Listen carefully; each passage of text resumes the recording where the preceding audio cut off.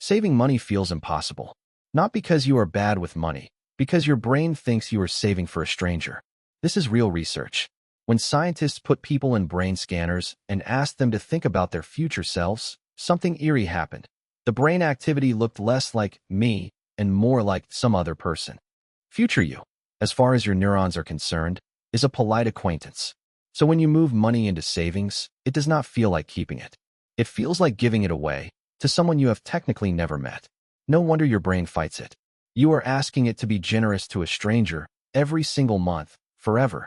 Meanwhile, spending is for present you. Real, warm, here, craving a pizza. Guess who wins? So stop trying to out-willpower a rigged fight. Rig it back. 3 moves. Move 1. Automate the decision away. Saving must happen the moment money arrives. Automatically, before present you wakes up and starts making arguments. 1 standing order, payday done. The only savings method that works long-term is the one that requires 0 heroism per month. Move 2. Shrink it until it is boring. People fail saving 20% and quit entirely. Wrong target. Start at 2%, an amount so small your lifestyle cannot detect it.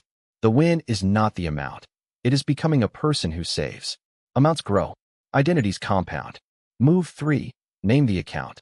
Not savings. That is a stranger's word. Japan 2027. Escape Fund.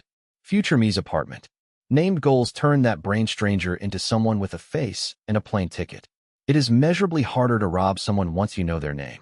You are not bad with money. You were just donating to an anonymous stranger and wondering why it felt like a loss. Introduce yourselves.